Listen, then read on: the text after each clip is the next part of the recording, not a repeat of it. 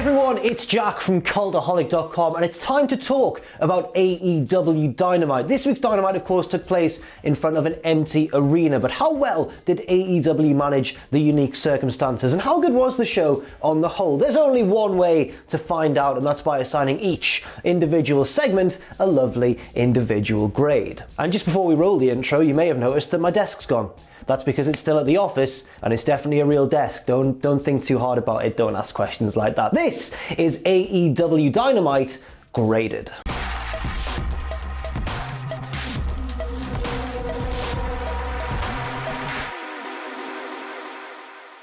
We open the show with Cody stood in the empty ring, in the middle of the empty arena, in fact, and he does a good job of kind of addressing us, the crowd, at the start of the show, equating the need for humanity to stand together with the need for himself and his brothers in the elite to stand together against the inner circle. He then turns this into a bit of a rallying cry for his teammates. For example, he says, Matt Jackson, I really need you to use your tag team speciality and also your older brother wisdom to help get the edge against the inner circle tonight. And I'm thinking, I'm an older brother, and I don't think that would do me any good if I came up against Jake Hager, but each to their own. He also says he's sick and tired of telling everybody how great Hangman Page is, because now we've all seen how great he is. And he says, Hangman, you don't want to be just the other guy in the elite? Then don't be. Be the reason that we win tonight and that we win at Blood and Guts. And finally, Cody addresses Kenny Omega and says, Kenny, I'll admit often we don't like each other, but I need you to be on top of your game for this match. I need the real Kenny Omega, the best bout machine, the guy who kicked my ass multiple times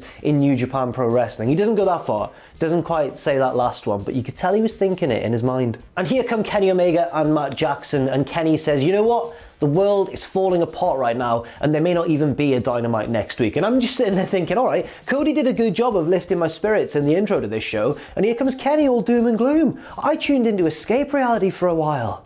What is Omega playing at? Matt Jackson gets the mic and reminds us that Nick Jackson is still out with an injury, a kayfabe injury, I believe, and that they need Hangman Page. But where is he? Where is Hangman? He's not even here. But sure enough, here comes Hangman to the top of the ramp, and he's got a drink in his hand as per usual. But this time, it's a more somber drink, if that makes any sort of sense. Matt Jackson says, I know that we won't be able to fix our issues tonight or maybe even in the next few weeks, but will you stand with us tonight and help us fight against the inner circle? And Hangman just tips his drink to Matt and turns around and leaves. It seems like he is on the same page as the elite once again, at least for now. And with that, Kenny Omega grabs the microphone once again and says, right, hit the lights, hit the pyro, let's start the show. And it looks pretty cool, actually. We've got the hard cam facing the stage. It looks pretty big in this cavernous, empty arena. I think it's quite a good one. I wouldn't like to see it every week, but given the circumstances right now, they could have done a lot worse. I'm going to give this opening segment a B+.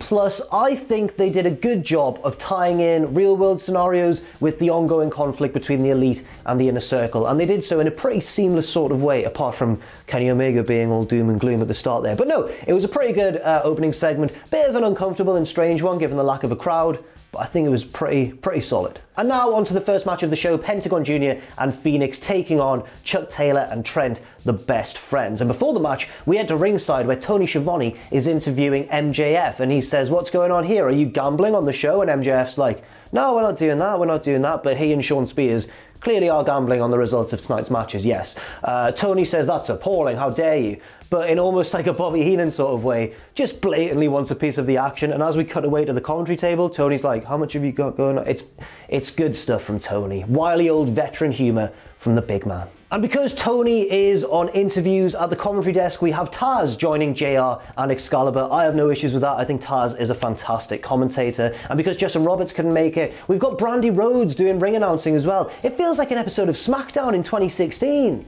In a good way. SmackDown was all right then. And the roster are at ringside as well, which I think is a cool touch, and it gave AEW a bit of an edge over WWE, I feel, in recent shows, because obviously SmackDown and Raw played out in this rather eerie silence, but at least with the heels and the faces on opposite sides of the ring, we got some heckling, we got some interplay between the two sides, and I think it helped give a slight atmosphere to a show that otherwise would have been pretty deathly silent. The match begins and it becomes apparent that Orange Cassidy is on guest commentary, which is just totally pointless because he doesn't say a word, but despite being totally pointless, it's kind of brilliant in a way if you think about it, if your name's not Jim Cornette. Throughout the opening stages, it becomes apparent that MJF is being very loud at ringside. To be fair, various roster members on both the heel and face sides of the ring are being quite loud, but MJF's the most obnoxious so you can hear him more. You can hear him shout stuff like, "Let's go mask guys," and "Escapo" when he wants one of them to do a counter. A few minutes later, the best friends take control. They go for their big hug, but they stop short and just touch elbows because #social distancing and all that. But it's actually a bad move in this match because they get blindsided by a pair of super kicks from the Lucha Bros. Pentagon sets up Chuck for a package pile driver on the ramp, and Orange Cassidy does not want to see this, so he gets up from commentary and distracts the Lucha Bros, allowing Chuck to recover, slip behind them, and shove both of them off the side of the ramp to the ringside area. And from there, Orange Cassidy sticks his hands in his pockets, or maybe keeps them in his pockets. I don't know if he ever took them out at any point during his guest commentary stint, and just leaps off with a stage dive onto the heels below. Lovely stuff. The best friends get a couple of near falls, but it's actually Pentagon who turns the tide of the match with a blatant low blow to Trent while the referee's back is turned. They knock Chuck Taylor to the outside, they hit their double team finisher on Trent, and the Lucha Bros pick up the win. The losing team get interviewed by Tony after the match, and they say in very plain terms, "You know what, why don't you meet us on the next Dynamite in the parking lot? We want to have an old-fashioned street fight." And they're very careful, by the way, I should mention, of always referring to the next show as the next Dynamite on this episode, rather than next week's show. I guess because they just don't want to take anything for granted at this stage. This gets a B+ grade from me. It was a fun match to begin the show. Nothing overly spectacular or flashy, but I thought it was good, solid action. And also, I'm very excited for that parking lot brawl on the next Dynamite. Next up, Fatal 4-Way women's action with Riho taking on Hikaru Shida, Kris Statlander, and Penelope Ford, who is accompanied, of course, by Kip Sabian. And they do a good job of mentioning on commentary, actually, that Penelope Ford picked up a victory over Riho, who is, of course, an ex-AEW Women's Champion on Dark recently, so Penelope may have a little bit more momentum heading into this match. Ford goes straight for Riho and chucks her out of the ring, but falls victim to Hikaru Shida and Kris Statlander, who at various points during this match form a bit of an unofficial alliance. But then Kip Sabian gets involved, as he does again at various stages throughout this match. He and Ford are always getting involved in each other's matches. He drags Statlander and Shida out of the ring, and they look at him and just deck him with a big forearm each. I hurt my forearm there, for real. Oh. The match seems to be developing quite nicely, but then Penelope Ford goes for a top rope Hurricane Rana on Kris Statlander and just kind of misses her target, but Statlander sort of flips anyway, and it does look quite messy, to be honest. But credit to all four women involved, they don't let the botch affect the match too much and just carry on as if nothing's really happened. It all kind of makes sense in the context of the match too. So yeah, I think they did a good job of getting things immediately back on track. At one stage, Riho takes out Kip Sabian, knocking him twice off the apron with just a big knee and I think a big drop kick as well, and Sabian's taken a battering in this match. Maybe he needs someone to help him. Maybe somebody like Yeston Reese. That's a reference for all of you ITV World of Sport fans out there. Oh, taking it back to the relatively new old school. We get a lovely poison Rana from Penelope Ford on Kris Statlander, making up for her earlier mistake, but she falls victim to Hikaru Shida, who blasts her with a Falcon Arrow and the running knee, and Hikaru Shida picks up the big victory. Tony Schiavone interviews Colt Cabana after the match in the front row, and Cabana says, "You know what, I'm very impressed by Penelope Ford, but I think she'd have done even better if she wasn't scheming with her boyfriend throughout the match. He was involved in the whole thing." And then it's a nice little bit of comedic camera work. We see Sabian in the background resting on the apron, and he just goes, "You what?" And he comes over, gets in Cabana's face, and gets slapped for his troubles, and it seems to be setting up a match between those two. I was going to give this a B+ grade, but instead I'm going to settle for a B. I just think that botch affected things quite glaringly, but they did a really good job, as I mentioned, of getting things back on track. And also, I'm excited to see what a feud between Kip Sabian and Colt Cabana would do. Hopefully they'd use it to elevate the younger guy, but that remains to be seen. Next up, the Butcher and the Blade versus Luchasaurus and Jungle Boy, and MJF pays off his boys, the Butcher and the Blade, at ringside, maybe for motivation, maybe to injure one of their opponents, who knows. MJF works in mysterious ways. No, he really doesn't. He's one of the most unsubtle heels ever, and it's all the best for it as well. Now, a lot of the opening half of this match is Jungle Boy getting beaten down by the Butcher and the Blade. At one point, they chuck him outside the ring, they go to retrieve him to get him back in and continue the punishment, but as they go outside the ring to get him, Colt Cabana just shoves one of them from over the guardrail. Cole! He's been interjecting himself all the time in the first half of this show, first slapping Kip Sabian, now shoving one of the Butcher and the Blade. Who needs Jon Moxley running wild when you've got a hothead loose cannon like Colt Cabana on the scene, guys? I honestly did not think that line would be as cheesy when I wrote it down, but I feel like I'm doing like a movie trailer for Starsky and Hutch or something. Luchasaurus gets the hot tag and runs wild, and it's very entertaining, and then Jungle Boy gets involved, it all breaks down. Jungle Boy gets flipped at one stage, he gets kind of boosted towards the ropes and kind of flipped over. I wonder if he was meant to land on the outside or maybe take a back bump on the apron, but instead he lands on his feet on the apron and then just goes unconscious and falls to the outside anyway. Another bit of a botch here in the opening few matches. A little bit later on, the heels isolate Jungle Boy once again, and MJF calls from the crowd, "Full death! Full death, do it now." But instead of helping the guys he wants to win the match, it actually distracts them, and Luchasaurus is able to save the day. From there, the babyfaces turn the tide. They hit their double team finisher on the Blade. The Butcher is on the outside. He's been knocked down to the ground, and Jungle Boy tries to do a Phoenix. He tries to hit the ropes and just wipe out the illegal man with a big dive, like what Phoenix does in Lucha Bros tag team matches. But instead, the Butcher's forgotten to stand up, and instead Jungle Boy has to just sort of abandon his dive and just run and then just get out of the ring and then just put a few stomps in. But the faces get the win anyway. This gets a B grade too, very similar to the last match in that the action was overall very good, but one or two little moments costed a higher grade. Next up, Evil Uno and Stu Grayson are in the ring, and Evil Uno has a microphone and says the Exalted One is nearly here. They are cut off by SCU, or two members of SCU, in Daniels and Kazarian. Daniels is on the mic and he says, look, all you've done for 3 months is talk about how the Exalted One is nearly here. And he's not. He doesn't even exist. He's just a smokescreen so you guys can do exactly what you want and take advantage of other people. Daniels is cut off by the Tron, and a hooded figure is speaking on the Tron. There's loads of dark effects going on and everything. Seems like the Exalted One's real, Chris. Seems like he's very real, actually. You've made a bit of an error. The figure is speaking with a distorted voice, but it gradually becomes less distorted as the promo goes on, and suddenly it's quite a familiar voice if you know what that voice is. He takes off the hood and reveals that it's Brodie Lee. He is the Exalted One. Luke Harper, for those who don't know him outside of WWE, but you know who he is. He's so recognizable, and I'm delighted that he's finally made his first appearance in AEW. Lee says that Daniels is not the first out-of-touch old man to not believe in him. Oh, shots fired at Vince McMahon. I assume Vince McMahon anyway, and oh, that is a blistering shot to Vince there, Brodie. Nearly called him Luke. That's going to become an issue for the next few weeks. And just as I'm thinking, oh, that's really cool, but it would have been nice to see Brodie Lee in person, we head back to the ring, and suddenly he's in the ring, and the Dark Order beat down Kazarian and Daniels, and Brodie Lee just takes Daniels' head off with an absolutely huge lariat. It's wonderful to see. John Silver and Alex Reynolds get involved. They join the rest of the Dark Order in the ring. They all stand in formation, and Evil Uno shouts, "Who are you?" And the rest of them shout, "We are one." And I'm reminded of the Nexus's theme tune, which is probably unintentional. This gets an A grade. Absolutely love this. Love that it's Brodie Lee. I think he's a great fit. And yes, it would have been slightly better in front of a live crowd. Maybe it would have even gotten an A+, but I thought this was very effective, and I can't wait to see where it goes. A grade, and well deserved as well.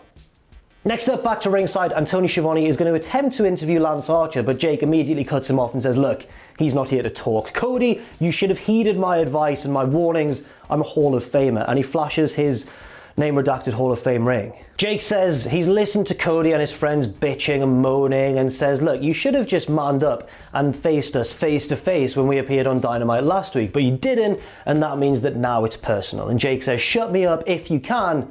I don't think that you can. They leave, and we throw to a Lance Archer themed video package from the Murder Hawk Mansion. The Murder Hawk Mansion is a ring in like a forest clearing, and it looks a bit like a very sparsely attended gathering of the Juggalos, or like a CZW Tournament of Death or something like that. Looks very grimy and disturbing. And the premise of the video package is just Lance Archer beating up all comers, all kinds of challengers who step into the ring. They get progressively bigger, and he just handles all of them with absolute ease, while Jake the Snake watches on from a chair at ringside. Feels very disturbing, but it's very effective at the same time. This gets an A- grade. I thought it was really good. It was very different. They took a bit of a risk with it, but I think it did pay off. It reminded me a little bit of M. Bison beating up the Allied Nations troops at the start of Street Fighter the movie. That's a reference for literally Matthew and about 3 other people. Now the main event, the Blood and Guts Advantage match. So the winner of this match will get the numerical advantage in Blood and Guts. Basically, when the timer winds down and it becomes more of a multi-man match, the first person person entering will be from the team that wins this bout, if that makes any sense. So the two sides are the Inner Circle, represented by Santana, Ortiz, and Big Jake Hager, and on the good guys side, the Elite,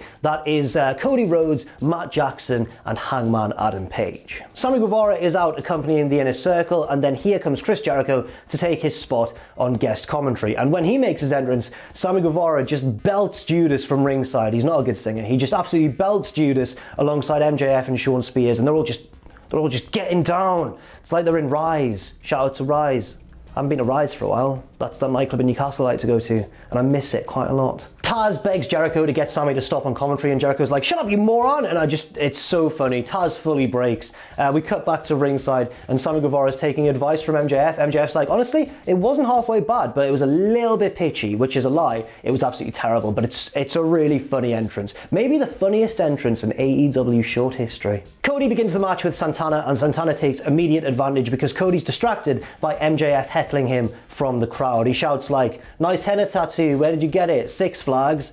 I've never been to Six Flags, but I assume they do henna tattoos, and I assume they're of a relatively poor quality, and that's the joke that MJF was trying to make. Good job, MJF, it worked. Santana took advantage. The faces fight their way back into the match, and they take control when it all breaks down, and Matt and Cody celebrate, but Hangman doesn't celebrate with them. He just walks back to the apron. So there are still cracks and there's still tension in amongst the Elite, and that's even more clear later on when Matt Jackson's on a bit of a roll as the legal man, but Hangman cuts him off with a selfish blind tag. Cody gets beaten down a lot. He's very much the Ricky Morton of this match, but he does something that I don't think Ricky Morton ever did. He hits a desperation finisher out of nowhere, the Crossroads on Ortiz, but Hager and Santana put a stop to that. They cut off the hot tag, and we have to wait a few more agonizing minutes until the hot tag is finally achieved. This match is really well paced. Page gets the tag and just runs wild. I love him. I think he's one of the best hot tags in wrestling. I love him. Wow, that was a bit severe. I love him. He's one of the best hot tags in wrestling. Two very separate statements there. And it all breaks down. Cody's diving onto Ortiz on the outside and throwing him over the crowd rail into MJF, and then Wardlow gets involved. He grabs Cody by the throat, but here comes Arn Anderson with the clipboard, which doesn't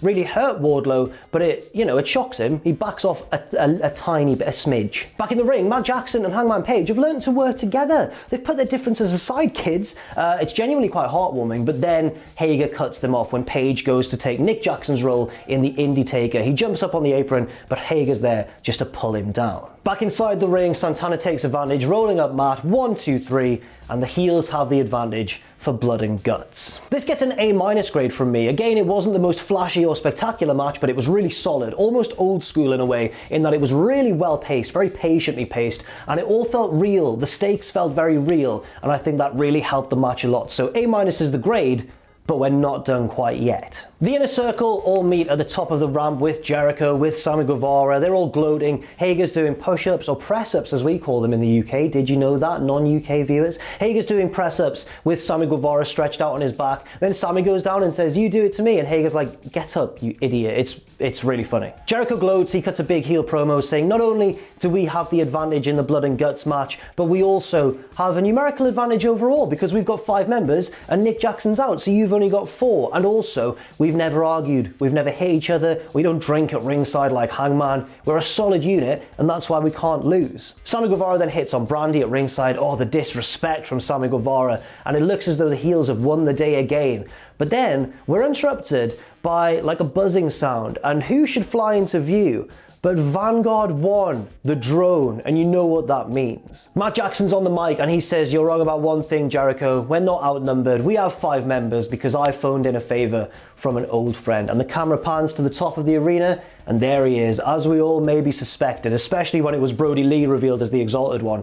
There is Matt Hardy standing at the top of the arena with his arms outstretched, and that is how we close the show. Pretty big statement from AEW there, it has to be said. I'm going to give this closing segment an A- grade. Out of the 2 big debuts on the show, I think I slightly preferred Brodie Lee's just because Matt Hardy kept his distance slightly, but then I guess it does make sense to keep people waiting for him to finally get involved and actually attack somebody. And to the heels' credit, they looked terrified on the ramp, especially Jericho. He looked really, really scared, which helped sell the appearance of Matt Hardy very well, as if it needed selling. What am I talking about? It is Matt Hardy after all. And I tried to find, actually, I did a bit of a search to try and find any sort of pay-per-view matches that Jericho and Matt Hardy may have had together to justify why Jericho looked so terrified, but I mean, he may have been remembering, for example, the 2003 Royal Rumble, where they may have crossed paths at some point in that match. Or he may have been remembering the Tag Team Turmoil match at Judgment Day 2001.